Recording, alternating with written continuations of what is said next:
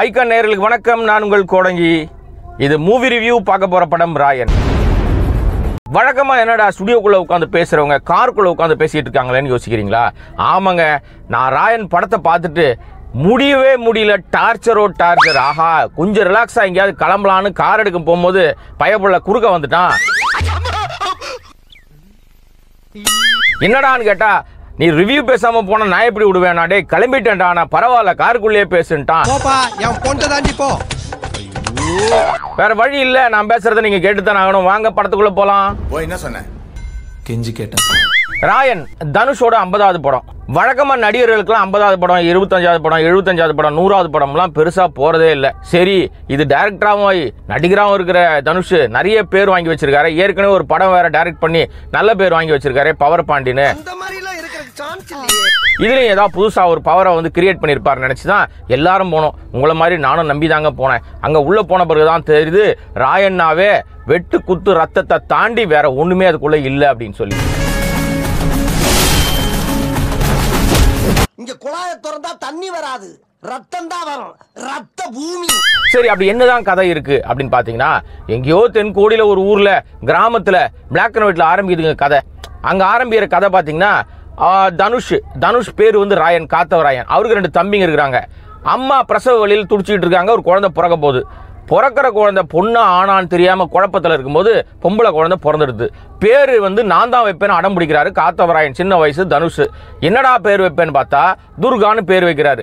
ஏன்டா துர்கான்னு பேர் வச்சாருன்னா, அதுக்கு என்ன பிளாஷ்பேக்னு பின்னாடி ஒரு விஷயம் இருக்கு, அதை நான் சொல்றேன். துர்கா அப்படின்னா துர்கை அம்மன்.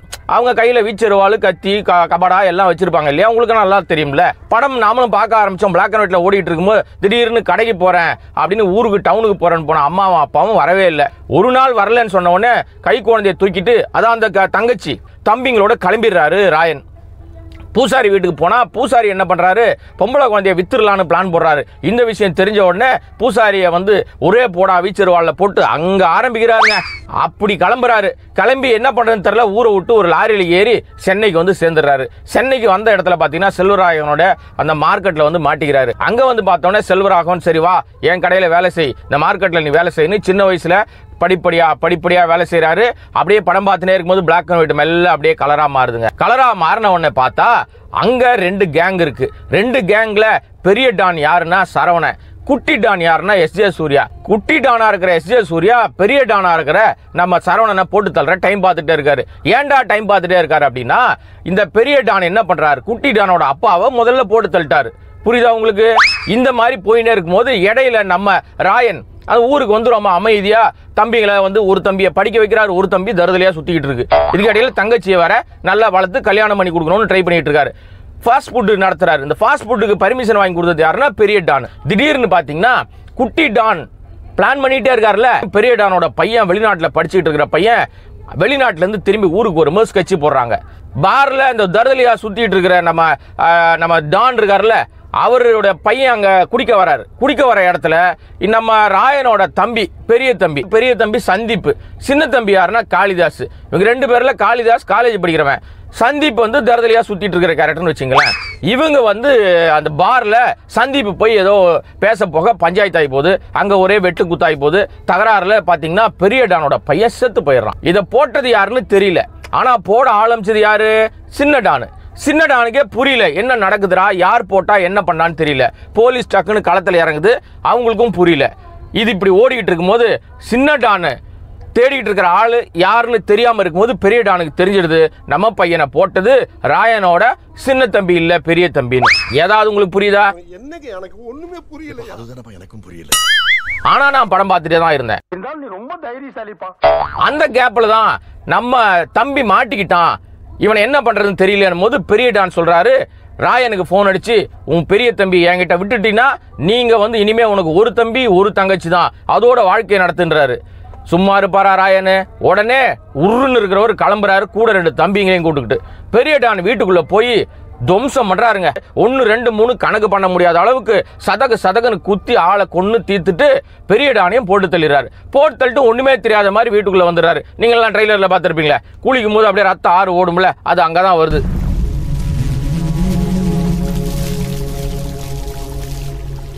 பரபரப்பா இருக்கு ஊரே. ஏன்னா பெரிய டானியை போட்டாங்க இல்லையா, ஊரே அப்படியே பரபரப்பா இருக்கு. நம்ம பாஸ்போர்ட் பார்ட்டி அதான் ராயன் தம்பிங்களை கூட்டுக்கிட்டு பாஸ்போர்ட் கடை திறக்க போறாராம். உன் கடமை உணர்ச்சிக்கு ஒரு அளவே இல்லையாடா. நம்ம சின்ன டான் இருக்காருல, என்னடா இது நம்ம பெரிய டானை போடணும்னு பிளான் பண்ணோம், எவனோ போட்டானே யாரா அதுன்னு தேடுறாங்க. தேடி தேடி தேடி கடைசியில் யாருன்னு கண்டுபிடிக்க முடியாத ஒரு மாதிரி சூழ்நிலை உருவாகுது. நாமளும் பதட்டமா இருக்கோம். இது இடையில பார்த்தீங்கன்னா ராயன் எப்போ பார்த்தாலும் ஒரு மூஞ்சி வச்சுக்கிட்டு ஏதோ மொட்டை தலையோட எதையோ பறி கொடுத்த மாதிரியே சுத்தி திரிகிறார். ஏன்டான்னு காரணம் தெரியாது. ஏன்டா எப்ப பார்த்தாலும் எருமச்சாடிய மூஞ்சில அப்புறம் மாதிரியே தெரியுற. இப்படி போயிட்டு இருக்கிற நேரத்தில் கண்டுபிடிச்சாரு சின்ன டான். போட்டது ராயன் தான். ராயனை வளர விட்டா நமக்கு சிக்கல், ராயனை நம்ம பக்கமா வச்சுக்கலான்னு சொல்லிட்டு கூப்பிட்டு பேச்சுவார்த்தை நடத்துறாரு. பேச்சுவார்த்தையில நான் இல்லைங்க, நீங்க நினைக்கிற ஆள் நான் இல்லை, அப்படிப்பட்ட ஆளும் நான் இல்லைன்னு சொல்லி கெத்தா வெளியே போயிடுறாரு. நம்ம டானு சின்ன டானு வெத்தா என்னடா இது நம்ம கூப்பிட்டது தப்பாகி போச்சு, இப்போ என்ன பண்ணலாம் அப்படின்னு ஐடியா பண்ணிட்டு இருக்கும்போது இதுக்கிடையில இன்னொரு கேப்ல ஓடிக்கிட்டு இருக்கு. நம்ம சின்ன தம்பி இருக்காருல்ல, அவர் ஒரு பக்கம் வந்து காலேஜில் எலெக்ஷன்ல நிற்கிறேன்னு ஒரு பஞ்சாயத்து ஓடிக்கிட்டு இருக்கு. இதுக்கிடையில பெரிய தம்பி இருக்காருல்ல, பெரிய தம்பி லவ் பண்ணிட்டு திரிகிறார். கல்யாணத்துக்கு முன்னாடியே லிவிங் டுகெதர், அப்பெல்லாம் அது கிடையாது போல இருக்கு, ஏதோ லவ்ஸ் இதெல்லாம் போய் பிள்ளையே வந்துடுது. யாருன்னா அதுக்கு ஜோடி யாருன்னா நம்ம அந்த அபர்ணா பாலமுரளி, ரொம்ப நல்ல நடிகை. அந்த அம்மா வந்து இவனெல்லாம் லவ் பண்ணிட்டு தெரியுது. ஒழுங்கா தானே இருந்தீங்க, திடீர்னு எங்க இருந்தா வருது இந்த லவ். இன்னொரு பக்கம் இந்த மாதிரி 2 கேங் வார் நடந்துகிட்டு இருக்கு. இந்த கேங் வார்ல இருக்கிற எல்லாரையும் போட்டு தள்ளணும்னு பெரிய ஆபீசர் ஒருத்தரை போலீஸ்ல நியமனம் பண்றாங்க. என்னடா போலீஸே கதையில இவ்வளவு நேரம் வரலன்னு நினைச்சீங்கல்ல, நாங்க கூட அப்படித்தாங்க நினைச்சோம். ஆனா திடீர்னு வராருங்க பிரகாஷ்ராஜ். அந்த பெரிய ஆபீசர் பிரகாஷ்ராஜ் ஒரு பிளான் போடுறாரு, எப்படியாவது இவங்களுக்குள்ள ஒரு சண்டையை மூட்டி விடணும். இந்த சண்டைக்கு கேப்ல யாரோ ஒருத்தன் அடிச்சுக்கிட்டு வெட்டிக்கிட்டான்னா அந்த கேப்பை பயன்படுத்தி மொத்த ரவுடிசத்தையும் ஒழிச்சிடலான்னு அவர் பிளான் போட்டுட்டு இருக்காரு. நம்ம சின்ன டான் இருக்காருல்ல, அதாவது சோக்காளி, அது என்ன பண்ணுதுன்னா ஒரு பக்கம் ஒரு பொண்டாட்டி, இன்னொரு பக்கம் அப்படி சொல்லக்கூடாதோ ஆசை நாயகி அப்படி வச்சுக்கலாம் நம்ம. அங்க அது என்னடா எல்லா ரவுடிகளும் பொண்டாட்டி கிட்ட போகும்போது கும்பலா இருக்கிற அடியாளெல்லாம் கூட்டுட்டு வீட்டுக்குள்ள போறீங்க, ஆனா அந்த ஆசை நாய்கிட்ட போகும்போது மட்டும் தனியா போறீங்க, இல்ல கூட 2 பேரை மட்டும் கூட்டு போறீங்க. எல்லா வில்லனும் அப்படி போகும்போது தான் ஹீரோ கிட்ட மாட்டிக்கிறாங்க. அது டெம்ப்ளேட் இல்லையா, இந்த படத்துல அப்படித்தாங்க நடக்குது. இதுக்கு இடையிலேயே பாத்தீங்கன்னா பெரிய டான் ஆள் இல்ல. சின்ன டான் என்ன பண்றாருன்னா, ராயன் வளர்ந்துட்டானா நமக்கு சிக்கலாயிடும் சொல்லி ராயனோட தம்பிங்களா இருக்காங்கல்ல 2 பேர், பெரிய தம்பி சின்ன தம்பி, இந்த 2 தம்பியுமே கரெக்ட் பண்ணிடுறாரு. ஒரே ஒரு சந்தேகம் தாங்க நமக்கு. என்ன சந்தேகம்னா, ஒரு சின்ன பிரச்சனை, ஏன்டா தருதலையா சுத்திட்டு திரியே, போய் வேலை வெட்டிக்கு போக மாட்டியா, சோறு எப்படி இறங்குது உனக்கு, எப்படா சாப்பிட்ற நீ அப்படின்னு சொல்லி ஒரு அண்ணங்காரன், பாசமா வளர்த்த அண்ணங்காரன் திட்டின அண்ணன் உடனே அவனை கத்தி எடுத்து குத்திடுவானா, தம்பி என்னடா கதை பண்றீங்க, நாம சொல்லுங்க. தியேட்டர்ல படம் பார்க்கும்போது ஆடியன்ஸ் சொன்ன கதை இதெல்லாம். இதோட போதா, எனக்கு எங்க அண்ணன் ரொம்ப பிடிக்கும். எப்படி பிடிக்கும் அப்படின்னு கேட்குறா சின்ன தம்பி கிட்ட, அதான் காளிதாஸ் கிட்ட. தங்கச்சி இல்ல அண்ணனை விட அப்பா ஸ்தானத்தில் அண்ணனை பார்க்கறேன் அப்படின்னு ஒரு டயலாக முன்னாடி சொல்லிவிட்டு அண்ணன் சிக்கிற உடனே டக்குன்னு கத்தி எடுத்து சொருவிடுறான் தம்பி. என்னடா பஞ்சாயத்து இது, அப்போ மாதிரி நினைச்சேன், அது அப்போ அப்படின்னு போயிடுறான். இவ்வளோ ரணகலமா போயிட்டு இருக்கும்போது வீட்டுக்குள்ள தங்கச்சிக்கு மாப்பிள்ளை பார்க்கறாங்களாம். நல்லா இருக்குல்ல, கல்யாண டேட்டும் வந்துடுது, விடிஞ்சா கல்யாணம். இந்த கேப்ல தான் நைட்டுக்குள்ள நான் சின்ன டானை முடிச்சிருவேன், எல்லாம் கல்யாணத்தை நிறுத்திடுவான், ஏதாவது பிரச்சனை பண்ணிடுவான்னு ராயன் கிளம்புறாரு. இதுக்கு இடையிலேயே நம்ம தங்கச்சி துர்கை, அதான் துர்கா அந்த பேரு, அவங்கள அந்த சின்ன டானோட ஆள் கடத்திட்டு போயிடுறான். அங்க தங்கச்சியும் போட்டு தள்ளிடுறான். போட்டு அது வேறங்க, நீங்க போய் படம் பார்த்துங்களேன். இப்படி போயிட்டு இருக்கிற கேப்ல கிளைமேக்ஸ் நெருங்கின கிளைமேக்ஸ்ல கடைசியில பெரிய சண்டையில யார் ஜெயிக்கிறா, ராயன் என்ன ஆனாரு, தம்பிங்க என்ன ஆனாங்க, இது எல்லாத்துக்கும் இடையில தங்கச்சி என்ன ஆகுறா, இப்படின்றத நீங்க படம் பார்த்து தெரிஞ்சுங்க. அப்பா மூச்சு முட்டி போச்சு, இனிமே கதை சொன்னா நான் டயர்ட் ஆயிடுவேன், கிளம்புற மூடும் போச்சு எனக்கு.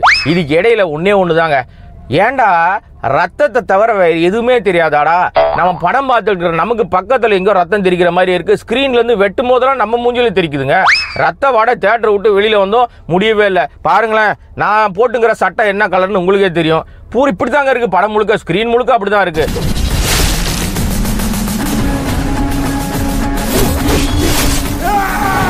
அங்க எல்லா நடிகர்களும் நடிக்கிறவங்க தான் அதுக்குள்ள இருந்தவங்க, ஆனா யாருமே நடிக்கல. ஏன்னா டைரக்டர் நடிப்பை வாங்கல. எல்லா இடத்துலயும் ராயன் மட்டும் தான் தெரியணும், அவர் மட்டும் தான் முழுசா இருக்காரு. டைரக்டரா ஜெயிக்கணும்ட்டு அவர் நடிகரா, நல்ல நடிகரா இருக்கிற எல்லாரையும் தொலைச்சிட்டாரு, அவரும் தன்னை தொலைச்சிக்கிட்டாரு.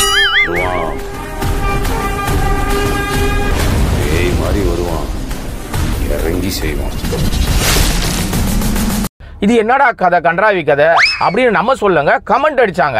இப்படியெல்லாம் கதை எடுத்து 50வது படத்தை எடுத்து முடிச்சிட்டாரு. படம் பார்த்து நம்மளும் டயர்டாகி வெளியில வந்துட்டோம். இதுல ஒரே ஒரு ஆறுதலான விஷயம் என்னன்னா, இவ்வளவு நேரம் பேசினே இந்த படத்தை தூக்கி நிறுத்தி தள்ளி எடுத்துன்னு போய் எப்படியாவது அந்த ஜெயிக்கிற கோட்ல தள்ளி விட்டுலான்னு ட்ரை பண்ணிட்டு இருக்காரு நம்ம ஏஆர் ரஹ்மான். இப்போ அவங்க அவரு ஒட்டுமொத்தமா இந்த படத்தை பத்தி சொல்லணும் அப்படின்னா, ராயன் படத்தோட ஆடியோ லான்ச்ல மைக்கு பிடிச்ச தனுஷ் சொன்னாரு, ஷூட்டிங் ஸ்பாட்ல முதல் நாள் எஸ்.ஜே. சூர்யா வந்தப்ப நீங்க ஏன் சார் டைரக்ட் பண்றீங்கன்னு கேட்டாரு. அப்போ புரியலங்க, இப்போ புரியுது. எல்லாத்தையும் கேட்டுட்டு அவரு என்கிட்ட, சார் ஏன் சார் டைரக்ட் பண்றீங்க? நம்ம ஊருக்காரன் ஏவன் சொல் பேச்சு கேக்குறீங்க, அதான் பட்டு திருந்தருன்னு விட்டுட்டேன்.